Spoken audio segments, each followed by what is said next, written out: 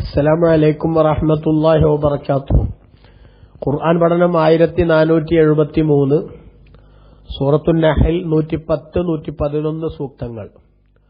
അഊദു ബില്ലാഹി മിനശ് ശൈത്വാനിർ റജീം.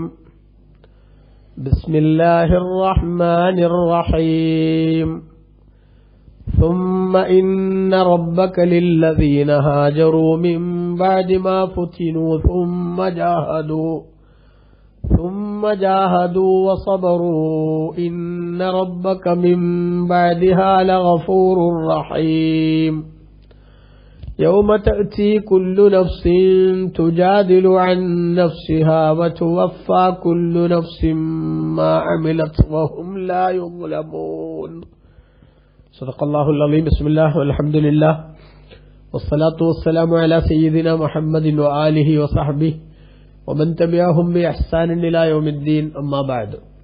ثم إن ربك, പിന്നീട് അങ്ങയുടെ നാഥനായ അല്ലാഹു പുറത്തു കൊടുക്കുന്നതാണ് ലില്ലദീന ഹാജറു, പലായനം ചെയ്ത ആളുകൾക്ക്, മിംബഅദി മാ ഫുത്തിനു, അവർ പരീക്ഷിക്കപ്പെട്ടതിന് ശേഷം, സുമ്മ ജാഹദു വസബറു, പിന്നീട് അവർ സമരം നടത്തുകയും ക്ഷമ കൈക്കൊള്ളുകയും ചെയ്തു.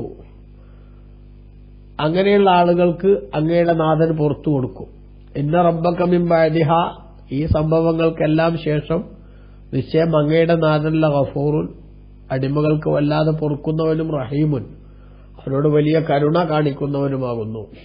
യൗമ തഅതി കുല്ലു നഫ്സിൻ, ഓരോ ശരീരവും വരുന്ന ദിനം ഓർക്കുക. തുജാദിലു അൻ നഫ്സിഹ, അതിന്റെ ശരീരത്തെ തൊട്ട് തർക്കിക്കുന്നതായിട്ട് വരുന്ന ദിവസം. വതുവഫ കുല്ലു നഫ്സിൻ, ഓരോരുത്തർക്കും പൂർത്തിയാക്കി നൽകപ്പെടുകയും ചെയ്യും. മാഅമിലത്ത്, അവർ ചെയ്തത്. വഹും ലാ യുഗ്ലമൂൻ, അവർ അശേഷം ആക്രമിക്കപ്പെടാത്ത നിലക്ക് ആ ദിവസത്തെ ഓർക്കുക എന്ന് അല്ലാഹു തആല പറഞ്ഞു. വിശുദ്ധ ഖുർആനിൽ അല്ലാഹു സുബ്ഹാനഹു വ തആല ഇവിടെ വിശദീകരിക്കുന്നത്, കഴിഞ്ഞ ആയത്തുകളിൽ അല്ലാഹുവിനെ നിഷേധിക്കുകയും അതേപോലെ തന്നെ വിശ്വാസിയായതിനു ശേഷം അവിശ്വാസത്തിലേക്ക് തന്നെ അറിഞ്ഞുകൊണ്ട് നീങ്ങുകയും ചെയ്ത ആളുകൾക്ക് കടുത്ത ശിക്ഷയുണ്ട് എന്ന് മുൻസൂക്തത്തിൽ പറഞ്ഞുവല്ലോ. എന്നാൽ വിശ്വാസിയായതിനു ശേഷം അവിശ്വാസത്തിന്റെ വാക്യങ്ങൾ പറയുകയും പിന്നീട് തിരുത്താനാവശ്യമായിട്ടുള്ള മാർഗം സ്വീകരിക്കുകയും ചെയ്താൽ അവരെ അല്ലാഹു തആല സ്വീകരിക്കും. അവരെ അല്ലാഹു സുബ്ഹാനഹു വ തആല ഒരിക്കലും തന്നെ അതിന്റെ പേരിൽ ശിക്ഷിക്കുകയില്ല എന്ന് ഉണർത്തുകയാണ് അല്ലാഹു തആല ഇവിടെ എന്നാണ് മഹാന്മാരായ ഖുർആൻ വ്യാഖ്യാതാക്കൾ വിശദീകരിക്കുന്നത്. സുമ്മ ഇന്ന റബ്ബക ലില്ലദീന ഹാജറൂ മിൻ ബഅദി മാ ഫുതിനു, കുഫർ കൊണ്ട് പരീക്ഷിക്കപ്പെട്ടതിനു ശേഷം പലായനം ചെയ്ത ആളുകൾക്ക് അങ്ങയുടെ നാഥനായ അല്ലാഹു തആല പുറത്തു കൊടുക്കും. സുമ്മ ജാഹദു, പിന്നീട് അവർ സമരം നടത്തുകയും ചെയ്തു. വസബറു, അത്തരം പ്രവർത്തനങ്ങളുമായി മുന്നോട്ട് പോകുന്നതിന്റെ പേരിൽ അവർ ക്ഷമ കൈക്കൊള്ളുകയും ചെയ്തു. അങ്ങനെയുള്ള ആളുകൾക്ക് അല്ലാഹു തആല പുറത്തു കൊടുക്കും എന്ന് പറഞ്ഞു.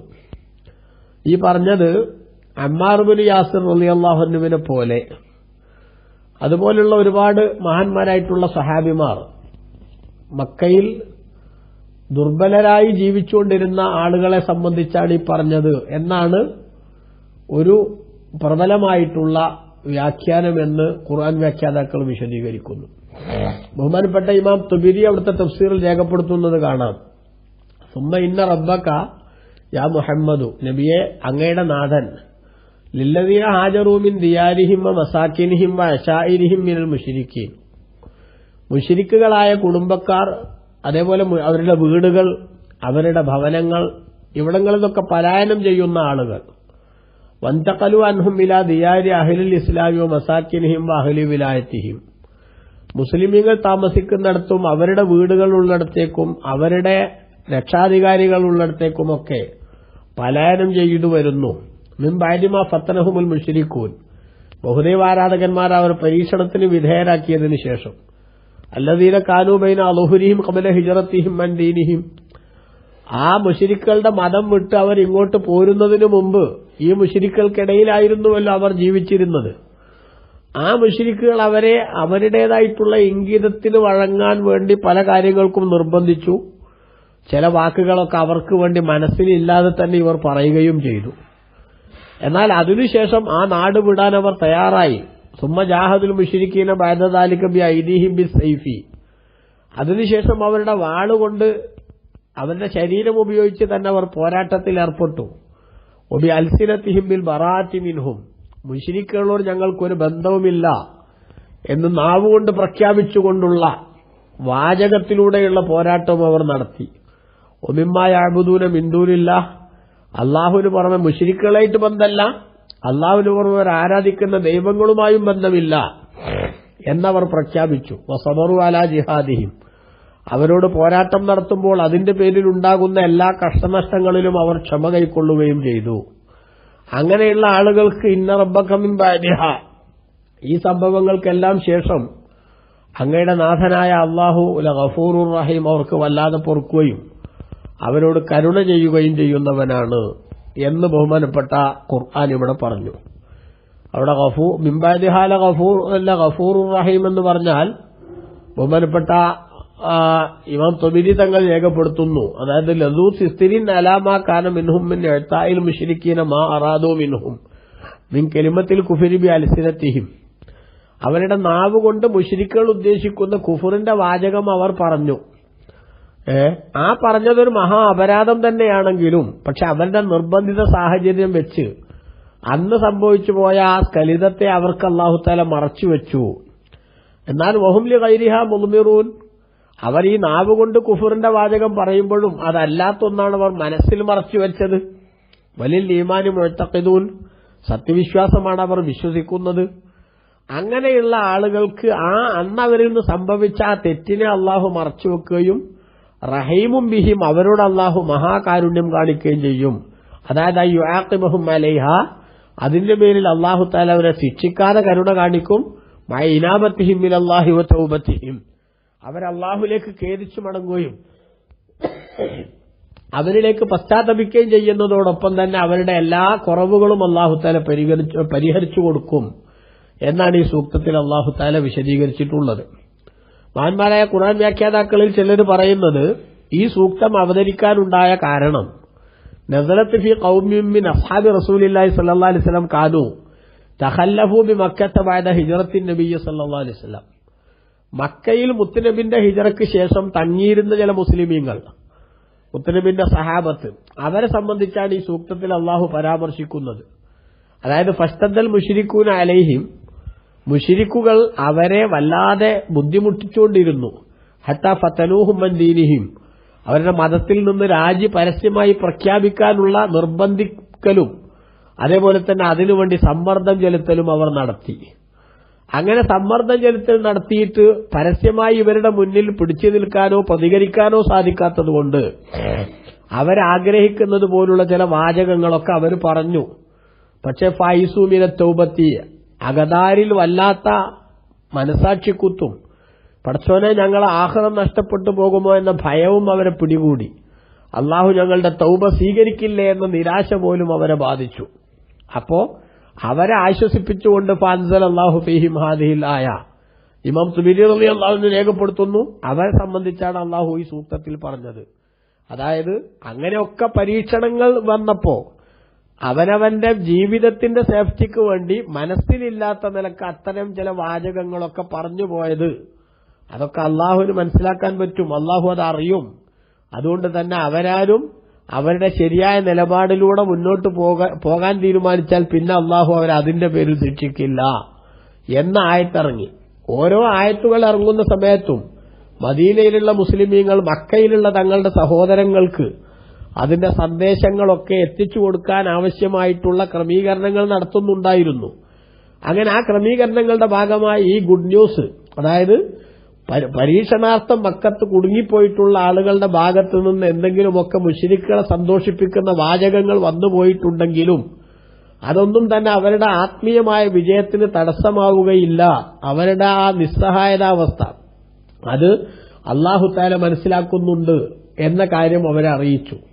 അവരറിയിച്ചപ്പോൾ അവർക്ക് വല്ലാത്ത ആശ്വാസവും സമാധാനവും കൈവരികയും ഇനി എന്തു വന്നാലും ശരി ഇവരുടെ ഈ നാട്ടിൽ നിന്ന് വിശ്വാസത്തിന് വിഘാതമാകുന്ന ഒന്നും പറയാനാവില്ല എന്ന അർത്ഥത്തിൽ ഫഹാജറു വലഹഖു ബിറസൂലില്ലാഹി സ്വല്ലല്ലാഹു അലൈഹി വസല്ലം മക്കയിൽ നിന്ന് പലായനം ചെയ്യുകയും നബി സല്ലല്ലാഹു അലൈഹി വസല്ലം തങ്ങളോടൊപ്പം ചേർന്ന് വിശ്വാസത്തിന്റെ വിശുദ്ധിയുടെ സംരക്ഷണത്തിനു വേണ്ടി പൊരുതുകയും ചെയ്തു എന്നതാണ്, അതിനാവശ്യമായിട്ടുള്ള പ്രവർത്തനങ്ങൾ നടത്തി എന്നതാണ് അവരുടെ ചരിത്രം. അങ്ങനെയുള്ള ആളുകൾക്ക് അല്ലാഹു സുബ്ഹാനഹു വ തആല വലിയ പ്രതിഫലം നൽകും എന്നാണ് ഇവിടെ സൂചിപ്പിക്കുന്നത്. ആ വിധത്തിൽ പരീക്ഷിക്കപ്പെട്ട മക്കയിൽ കുടുങ്ങിയിരുന്ന ആളുകളുടെ പേര് സംബന്ധമായി വ്യത്യസ്ത വീക്ഷണങ്ങൾ ബഹുമാനപ്പെട്ട ഖുർആൻ വ്യാഖ്യാതാക്കൾ പറയുന്നുണ്ട്. ആ വ്യാഖ്യാനങ്ങൾ ഒന്നും തന്നെ വൈരുദ്ധ്യമല്ല, വൈവിധ്യമാണെന്ന് മനസ്സിലാക്കിയാൽ ആ പറഞ്ഞ എല്ലാ സഹാബികൾക്കും ഇത് ബാധകമാണ് എന്നും നമുക്ക് മനസ്സിലാക്കാൻ സാധിക്കും. അമ്മാർ ബിൻ യാസിർ റളിയല്ലാഹു അൻഹു, അയ്യാശ് ബിൻ അബി റബീഅ റളിയല്ലാഹു അൻഹു, വലീദ് ബിൻ വലീദ് റളിയല്ലാഹു അൻഹു തുടങ്ങിയിട്ടുള്ള മഹാന്മാർ അവരൊക്കെ ഈ ഗണത്തിൽപ്പെട്ടവരായിരുന്നു എന്നാണ് ഒരു പ്രധാനപ്പെട്ട വിഭാഗത്തിന്റെ വീക്ഷണം. എന്നാൽ ഈ സൂക്തം അവതരിച്ചത് ഇബ്നു അബി സർഹ് എന്ന് പറയുന്ന ആളുടെ വിഷയത്തിലാണ്, അബ്ദുല്ലാഹിബിൻ അബി സർഹ് എന്ന് പറയുന്ന ആളുടെ വിഷയത്തിലാണ് ഈ സൂക്തം അവതരിച്ചത്. സംഗതി നേരത്തെ പറഞ്ഞ എല്ലാ മഹാന്മാർക്കും പരീക്ഷണങ്ങൾ ഏൽക്കേണ്ടി വന്നിട്ടുണ്ട്, അവർക്ക് ഇതിന്റെ പരിധിയിൽ വരുമെങ്കിലും ഈ സൂക്തം അവതരിച്ചത് അബ്ദുല്ലാഹിബിൻ അബി സർഹ് എന്ന ആളുടെ വിഷയത്തിലാണ്. അദ്ദേഹം നബി സല്ലല്ലാഹു അലൈഹി വസല്ലം തങ്ങൾക്ക് വേണ്ടി വഹയിന്റെ സന്ദേശങ്ങളൊക്കെ എഴുതി വെക്കുന്ന ആളായിരുന്നു. പക്ഷെ അത്രയൊക്കെ മുത്തുനബിയോട് അടുപ്പുണ്ടായിരുന്നുവെങ്കിലും ഫസലഹു ശൈത്താൻ, പിശാച് അയാളെ വഴിതെറ്റിക്കുകയും അങ്ങനെ ഫലഹഖ ബിൽ കുഫാർ, സത്യനിഷേധികളോട് അയാൾ ഒന്നിച്ചു ചേരുകയും അങ്ങനെ ഇസ്ലാമിന്റെ വിമർശകനായി മാറുകയും ഒക്കെ ചെയ്തു. അങ്ങനെ ആ മനുഷ്യൻ പിന്നീട് ഇസ്ലാമിന്റെ അങ്ങേ അറ്റത്തെ യശസ്സും അന്തസ്സും ഉയർത്തിപ്പിടിച്ചുകൊണ്ട് വിശുദ്ധ ഇസ്ലാമിനി പറിച്ചെറിയപ്പെടാൻ പറ്റാത്ത വിധം വേരോട്ടമുള്ള ഒരു സംവിധാനമാണ് എന്ന് മക്കയിൽ പോലും പ്രഖ്യാപിക്കപ്പെടുന്ന മക്കം ഫതഹിന്റെ അന്ന് അയാൾ കൊല്ലപ്പെടും എന്ന ഒരു അവസ്ഥയുണ്ടായി. എന്ന് പറഞ്ഞാൽ അയാളെപ്പോലുള്ള ആളുകൾ കടുത്ത ചാരപ്പണിയെടുത്തിട്ടുള്ള ആളുകളായതുകൊണ്ട് അവർക്ക് ഒറ്റയടിക്ക് മാപ്പ് കൊടുക്കേണ്ടതില്ല എന്ന തീരുമാനമുണ്ടായിരുന്നു. അങ്ങനെ വന്നപ്പോ അയാൾ എന്ത് ചെയ്തു? അബ്ദുല്ലാഹിബിൻ അബി സർഹ് എന്ന് പറയുന്നയാൾ അദ്ദേഹം ബഹുമാനപ്പെട്ട ഉസ്മാൻ ബിൻ അഫ്ഫാൻ റളിയല്ലാഹു അൻഹുവിനോട് അഭയം തേടി. അങ്ങനെ താൻ അഭയം നൽകി. അങ്ങനെയുണ്ട് മുസ്ലിമീങ്ങളുടെ കൂട്ടത്തിൽ ഒരാൾ ഏതെങ്കിലും ശത്രുവിന് തന്നെ അഭയം കൊടുത്താലും ആ അഭയം നൽകിയ ആളെ അതിന്റെ കാലാവധി തീരുന്നതുവരെ എന്തെങ്കിലും ചെയ്യുക എന്ന ശൈലി ഇസ്ലാമിനില്ല. അപ്പൊ ആ അഭയം കൊടുത്തതിന് നബി സല്ലല്ലാഹു അലൈഹി വസല്ലം തങ്ങൾ അംഗീകരിച്ചു. അങ്ങനെ അദ്ദേഹത്തെ തൽക്കാലം കുറ്റത്തിൽ നിന്ന് രക്ഷപ്പെടുത്തി. അങ്ങനെ രക്ഷപ്പെട്ടതിന് ശേഷം അദ്ദേഹം പിന്നീട് ഇസ്ലാം നന്നാക്കുകയും നല്ല മുസ്ലിമായി അദ്ദേഹത്തിന്റെ ജീവിതം ക്രമീകരിക്കുകയും ഇസ്ലാമിനു വേണ്ടിയുള്ള അങ്ങേയറ്റത്തെ പോരാട്ടത്തിന്റെയും അതേപോലെ തന്നെ വലിയ സന്തോഷത്തിന്റെയുമായിട്ടുള്ള സാഹചര്യങ്ങളിൽ അദ്ദേഹം കഴിഞ്ഞുകൂടുകയും ചെയ്തു എന്നാണ് ഖുർആൻ വ്യാഖ്യാതാക്കൾ വിശദീകരിക്കുന്നത്. അദ്ദേഹം ഉസ്മാൻ ബിൻ അഫ്ഫാൻ റളിയല്ലാഹു അൻഹുവിന്റെ മുലകുടി ബന്ധത്തിലുള്ള ഒരു സഹോദരൻ കൂടിയായിരുന്നു എന്ന് ഇമാം ബഗവി റളിയല്ലാഹു അൻഹു തന്റെ തഫ്സീറിൽ രേഖപ്പെടുത്തുന്നുണ്ട്. അദ്ദേഹം പറയുന്നു, സുമ്മ ഇന്നഹു അസ്ലമ വഹസന ഇസ്ലാമഹു, അദ്ദേഹം പിന്നീട് മുസ്ലിമാവുകയും ആ മുസ്ലിമായെന്ന് മാത്രമല്ല പേരിനൊരു മുസ്ലിമാകലല്ല, നല്ല മുസ്ലിമായി, അതായത് ഇസ്ലാമിന്റെ കൾച്ചറൊക്കെ നന്നായിട്ട് കാത്തു സൂക്ഷിക്കുന്ന മുസ്ലിമായി. അപ്പോ മുമ്പ് എന്തൊക്കെ സ്ഖലിതങ്ങൾ സംഭവിച്ചാലും അതെല്ലാം തെറ്റാണെന്ന് മനസ്സിലാക്കി അതിൽ നിന്ന് രാജിയാവാനും ഇനി ശരിയുടെ റൂട്ടിലൂടെ സഞ്ചരിക്കാനും തയ്യാറുള്ള എല്ലാവരെയും സ്വീകരിക്കുക എന്ന നിലപാടാണ് വിശുദ്ധ ഇസ്ലാമിന് എന്നാണ് ഇവിടെ അല്ലാഹു സുബ്ഹാനഹു വ തആല സൂചിപ്പിക്കുന്നത് എന്നർത്ഥം. ഇനി യൗമ തഅതി കുല്ലു നഫ്സിൻ, ഓരോ ശരീരവും വരുന്ന ദിനം, തുജാദിലു അൻ നഫ്സിഹ, തന്റെ ശരീരത്തെ തൊട്ട് തർക്കിക്കുന്നതായിട്ട് വരുന്ന ദിനം, ആ ദിവസത്തെ ഓർക്കുക. തുവഫാ കുല്ലു നഫ്സിൻ മാ അമിലത്, ഓരോരുത്തർക്കും അവർ പ്രവർത്തിച്ചതിനുള്ള പ്രതിഫലം പൂർത്തിയാക്കി നൽകപ്പെടുകയും ചെയ്യും. വഹും ലാ യുളമൂൻ, അവർ അശേഷം ആക്രമിക്കപ്പെടാത്ത നിലക്ക്. അങ്ങനെയുള്ള ഒരു ദിനം വരാനുണ്ട്. ആ ദിവസത്തെ ഓർക്കുകയും ആ ദിവസം സന്തോഷകരമായ പ്രതിഫലം ലഭിക്കാൻ പറ്റും വിധത്തിൽ ജീവിതത്തെ ക്രമീകരിച്ച് മുന്നോട്ടു പോവുകയും വേണം എന്നാണ് ഇവിടെ സൂചിപ്പിക്കുന്നത്. ഇവിടെ യൗമത്തഅതി കുല്ലു നഫ്സിൻ തുജാദിലു അൻ നഫ്സിഹ എന്ന് പറഞ്ഞാൽ ഓരോ ശരീരവും തന്റെ ശരീരത്തെ സംബന്ധിച്ച് തർക്കിക്കും. അതായത് തനിക്ക് രക്ഷപ്പെടാൻ എന്താണെന്നൊരു വഴിയെന്ന് ആലോചിച്ചുകൊണ്ട് അതിനുവേണ്ടിയുള്ള സംഭാഷണങ്ങളും ചർച്ചകളൊക്കെ നടത്തും എന്നാണ് ഒരു വ്യാഖ്യാനം. മറ്റൊരു വ്യാഖ്യാനം ഇവിടെ പണ്ഡിതന്മാർ രേഖപ്പെടുത്തുന്നത് യൗമത്ത് കുല്ലു നഫ്സിൻ തുജാദിലു അൻ നഫ്സിഹാച്ചാൽ ഓരോ മനുഷ്യാത്മാവും ആ മനുഷ്യ ശരീരത്തിനെതിരിൽ തർക്കിച്ചുകൊണ്ടുവരും എന്നാണ്. അല്ലേ? നമ്മളെന്ന് പറഞ്ഞാൽ ആരാ? നാം എന്ന് പറയും നമ്മുടെ ബോഡിയും ആ ബോഡിക്കകത്ത് ചലനാത്മകമായ സംവിധാനങ്ങളോടെ നിലനിൽക്കുന്ന ആത്മാവുമാണല്ലോ. ആത്മാവും ശരീരവും വാസ്തവത്തിൽ ബാഹ്യലോകത്ത് പരസ്പര പൂരകങ്ങളാണ്. എന്ന് പറഞ്ഞാൽ ആത്മാവില്ലാത്ത ശരീരം കൊണ്ട് ഒന്നും ചെയ്യാൻ സാധിക്കില്ല. വെറും ആത്മാവിന് സ്വന്തമായി പ്രവർത്തന ശേഷി സാധാരണഗതിയിൽ ബാഹ്യലോകത്ത് സാധ്യവും അല്ല. അപ്പോൾ ശരീരം കൊണ്ട് എന്ത് ചെയ്യുന്നുവെങ്കിലും അതിന് ആരുടെ സപ്പോർട്ട് വേണം? ആത്മാവിന്റെ സപ്പോർട്ട് വേണം.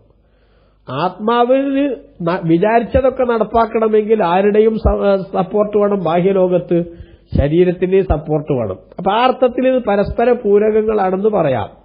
എന്നാൽ പരലോകത്ത് വരികയും വിചാരണയുടെ ഘട്ടത്തിൽ കുടുങ്ങുമെന്ന അന്തരീക്ഷം ഉണ്ടാവുകയും ചെയ്യുമ്പോൾ ശരീരം ആത്മാവിനെ കുറ്റപ്പെടുത്തി രക്ഷപ്പെടാനും ആത്മാവ് ശരീരത്തെ കുറ്റപ്പെടുത്തി പഴിചാരി തന്റെ സേഫ്റ്റി ഉറപ്പാക്കാനുമുള്ള ശ്രമം നടത്തും എന്നാണ് ഈ വാക്യന്റെ അർത്ഥമെന്ന് മറ്റൊരു വ്യാഖ്യാനം ബഹുമാനപ്പെട്ട ഇമാം ഖുർത്തുബി തങ്ങളടക്കം മുഫസ്സിറുകളൊക്കെ രേഖപ്പെടുത്തുന്നുണ്ട്. ഏതായാലും ഈ സൂക്തത്തിൽ നമ്മൾ മനസ്സിലാക്കുന്ന ഏറ്റവും പ്രധാനപ്പെട്ട ഒരു കാര്യം മഹ്ശർ എന്ന് പറയുന്ന വിചാരണക്ക് വിധേയമാക്കപ്പെടുന്ന ഒരു മഹത്തായ നാളിന്റെ പ്രാധാന്യവും അതിന്റെ പ്രത്യേകതയുമാണ്.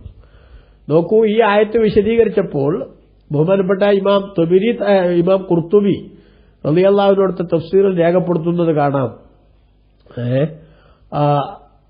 ജാഅഫിൽ ഖബരി ഹദീസിൽ വന്നിട്ടുണ്ട് അന്ന കുല്ല അഹദിൻ യഖൂലു യൗമൽ ഖിയാമ, ഓരോരുത്തരും അന്ത്യനാളിൽ പറയും നഫ്സി നഫ്സി, എന്റെ ശരീരത്തെ രക്ഷപ്പെടുത്തണേ അല്ലാഹ് എന്ന് പറയും. ഞാനെങ്ങനെ രക്ഷപ്പെടുമെന്ന് മാത്രം ആലോചിക്കും ഓരോരുത്തരും. ബിൻ ശിദ്ദത്തി ഹൗലി യൗമിൽ ഖിയാമത്തി, അന്ത്യനാളിന്റെ ആ ഭയാനകമായ സാഹചര്യങ്ങളുടെ കാഠിന്യം കാരണത്താൽ സിവാ മുഹമ്മദിൻ സല്ലല്ലാഹു അലൈഹി വസല്ലം, മുത്തുനബി സല്ലല്ലാഹു അലൈഹി വസല്ലം തങ്ങൾ ഒഴിച്ച്, ഫഇന്നഹു യസ്അലു ഫി ഉമ്മത്തിഹി, മുഹമ്മദ് നബി സല്ലല്ലാഹു അലൈഹി വസല്ലം തങ്ങൾ അവിടുത്തെ ഉമ്മത്തിന്റെ രക്ഷയ്ക്ക് വേണ്ടിയായിരിക്കും അള്ളാഹുവിനോട് പറഞ്ഞുകൊണ്ടിരിക്കുക. സ്വന്തത്തിന്റെ സേഫ്റ്റിയെക്കുറിച്ച് ചിന്തിക്കാതെ ഉമ്മത്തിനെ രക്ഷപ്പെടുത്തേണ്ടതിന്റെ കാര്യങ്ങളെക്കുറിച്ച് ആലോചിക്കുന്ന ഒരേ ഒരു വ്യക്തിത്വം അന്ത്യനാളിൽ ബഹുമാനപ്പെട്ട നബി സല്ലല്ലാഹു അലൈഹി വസല്ലം തങ്ങൾ മാത്രമായിരിക്കും. അമ്പിയാക്കൾ പോലും അവരവരുടെ ശരീരത്തിന്റെ രക്ഷയെക്കുറിച്ച് മാത്രം ചിന്തിച്ചു വറയിടാവുന്ന ആ ദിനത്തിലും സ്വന്തത്തെക്കുറിച്ച് ആലോചിക്കാതെ ഉമ്മത്തിനെക്കുറിച്ച് ചിന്തിക്കുന്ന മുത്തുനബി സല്ലല്ലാഹു അലൈഹി വസല്ലം തങ്ങൾ, അതുകൊണ്ടാണ് നിബിതങ്ങളെക്കുറിച്ച് നമ്മൾ പറയുന്നത് അൻത ഉമ്മുൻ അബുൻ മാ റഅയ്നാ ഫീഹിമാ മിസ്ല ഹുസ്നിക ഖത്തു യാ സയ്യിദി ഖൈറൻ നബി. തങ്ങൾ ഉമ്മയോ ഉപ്പയോ അല്ല, ഉമ്മയിൽ നിന്നും ഉപ്പയിൽ നിന്നും ഒന്നും കാണാത്ത നന്മകൾ ഞങ്ങളിലേക്ക് സന്നിവേശിപ്പിച്ചു തന്ന മഹാവ്യക്തിത്വമാണ് എന്ന് റസൂലുള്ളാഹി സ്വല്ലല്ലാഹു അലൈഹി വസല്ലം തങ്ങളെ മങ്കൂസ് മൗലൂദിലൂടെ നമ്മൾ വിളിച്ചു പറയുന്നത് അതുകൊണ്ടാണ്. ഏറ്റവും പ്രതിസന്ധി നിറഞ്ഞൊരു ഘട്ടത്തിൽ എല്ലാവരും അവരവരെ കുറിച്ച് മാത്രം ഓർക്കുന്നൊരു ഘട്ടം.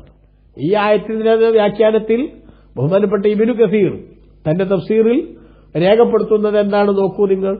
ഇബ്നു കസീർ തന്റെ തഫ്സീറിൽ രേഖപ്പെടുത്തുന്നത് യൗമത്ത് കുല്ലു നഫ്സിൻ തുജാദിലു അൻ നഫ്സിഹ എന്ന് പറഞ്ഞാൽ ഐ തുഹാജു അൻ നഫ്സിഹ, ഓരോ ശരീരവും തന്റെ ശരീരത്തിനു വേണ്ടി വാദിച്ചുകൊണ്ടിരിക്കും.